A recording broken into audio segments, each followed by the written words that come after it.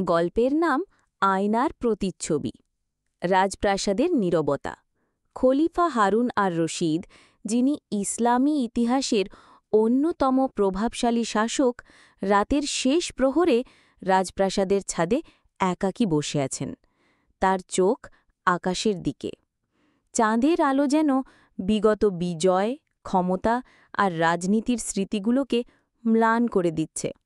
প্রাসাদ শান্ত, কিন্তু তার মন অস্থির। তিনি ভাবছেন, এই প্রাসাদ, এই সোনালি সিংহাসন, এই শতাধিক সেনাবাহিনী, এই বিশাল বাগান, এই ধন সম্পদ, সবই তার। কিন্তু তবুও এক শূন্যতা কোথার থেকে যেন তাকে গ্রাস করছে। হঠাৎই দূর থেকে ভেসে আসে সঙ্গীত আর হাসির আওয়াজ। রাজপ্রাসাদের প্রহরীরা জানান, বাইরে বহুলোল পাগল মানুষজনকে বেহেস্তের দরজা বন্ধ করে দিচ্ছেন বলে চিৎকার করছেন। খলিফা কিছুটা বিরক্ত হলেন, আবার কিছুটা কৌতূহলীও। আবার সেই বহুলুল, বললেন তিনি। বহুলুল একসময়ের বিচারপতি, বিদ্বান আর সাধক। হঠাৎ করেই বাগদাদবাসীর চোখে পাগল হয়ে উঠলেন। শহরের অলিতে গলিতে ঘুরে বেড়ান, মানুষের আচরণে বিদ্রূপ করেন, আর অদ্ভুত সব প্রশ্নের জবাবে জ্ঞানের মুক্ত ছড়িয়ে দেন। তিনি পাগলের বেশে সমাজের ভণ্ডামি উন্মোচন করেন। কেউ তাকে হাসির পাত্র ভাবে, কেউ গুরু, কেউ অলৌকিক, কেউ বিপদ। বহুলুলের কথাবার্তা, কর্মকাণ্ড, আচরণ সবই গভীর অর্থ বহন করে। রাজপথে একবার পাথর ছুঁড়ে বলে উঠলেন, ওরা বেহেস্ত বন্ধ করে দিয়েছে, দুনিয়ার রাজা দরজা খুলছে না। তখন সবাই হেসে উড়িয়ে দিলেও এক বৃদ্ধ চোখ মুছতে মুছতে বলেছিলেন, আল্লাহ এই পাগলের জবান দিয়ে সত্য বলিয়েছেন। খলিফা আদেশ দিলেন বহুলুলকে রাজপ্রাসাদে নিয়ে আসা হোক।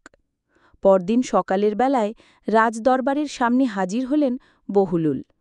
ধুলো মাখা জামা, পায়ে ছেঁড়া স্যান্ডেল, হাতে এক কাঠের লাঠি, চোখে নির্ভীকতা।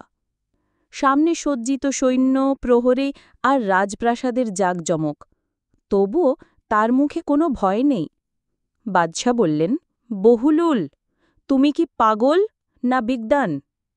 বহুলুল হেসে বলল, পাগল বলো, তবে এমন পাগল যে জানে রাজ সিংহাসন একদিন গর্তে গড়িয়ে যাবে। বাদশাহ ঠাট্টা করে বললেন, তোমার কথাগুলো কি কখনো সহজভাবে বলা যায় না? সবসময় ধাঁধার মতো শোনায়। বহুলুল বলল, কারণ সত্য সব সময় মুখোশ পরে আসে বাদশাহ, আর আমি সেই মুখোশ খুলে ফেলি। বাদশাহ গম্ভীরভাবে বললেন, তুমি আজকাল আমাকে অনেক কথা বলো, বিদ্রূপ করো। তুমি কি বুঝো আমি কত বড় দায়িত্বে আছি? বহুলুল বলল, হ্যাঁ জানি, তুমি সেই দায়িত্বে আছো যেখানে ভুল একটিও তোমাকে জাহান্নামের দিকে ঠেলে দিতে পারে। বাদশাহ চমকে উঠলেন। বহুলুল বলল, তুমি রাজা নও, তুমি একজন আমানতদার। প্রজাদের ঘর ভাঙা কষ্ট, রোজাদারের ফাটা ঠোঁট, বিধবার কান্না, অতিমের খালি থালা, সবই তোমার আমানত। বাদশাহ বললেন, তাহলে বলো, কি করলে আমি সফল?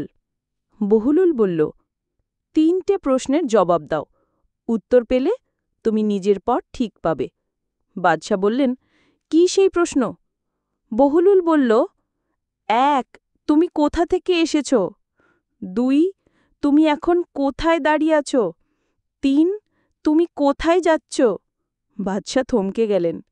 অনেক প্রাজ্ঞ দার্শনিক এসব প্রশ্ন করেছেন, কিন্তু এমনভাবে কখনো কেউ জিজ্ঞেস করেনি।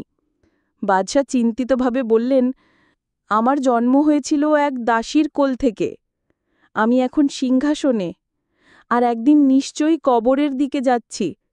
বহুলুল মৃদু হেসে বলল, তাহলে কবরের জন্য কি প্রস্তুতি করেছ? বাদশাহ বললেন, আমি দান করি, মসজিদ বানাই, রোজা রাখি।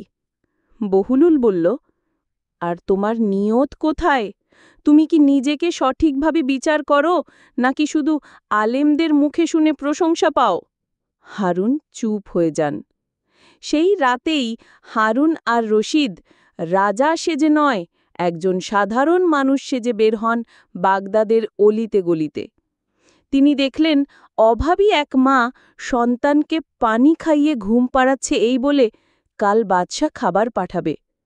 তিনি দেখলেন প্রহরী এক বৃদ্ধকে জুলুম করছে কর না দেওয়ায়। তিনি দেখলেন এক শিশু বই চুরি করছে আলোর আশায়। রাজপ্রাসাদে ফিরে এসে তিনি হাঁটু গেড়ে বসে পড়েন। হে আল্লাহ, আমি অন্ধ ছিলাম। বহুলুল সত্যি, আমি নিজের আয়না ভুলে গিয়েছিলাম। পরদিন তিনি আবার বহুলুলকে ডেকে পাঠালেন। বাদশা বললেন, তুমি আমার চোখ খুলে দিয়েছ। কিভাবে আমি এই পথ বজায় রাখব? বহুলুল বলল, 3টে কাজ করো। 1. প্রতিদিন রাতে নিজের বিচার নিজে করো। 2. এমন কাউকে রাখো পাশে যে ভয়ে না পেয়ে তোমার ভুল ধরিয়ে দেবে। 3. ক্ষমতা নয়, দয়া দিয়ে শাসন করো। বাদশা বললেন, তাহলে কি আমি সফল হব? বহুলুল বলল, সফলতা মানুষের চোখে নয়, কবরের নিঃশ্বাসে লুকানো।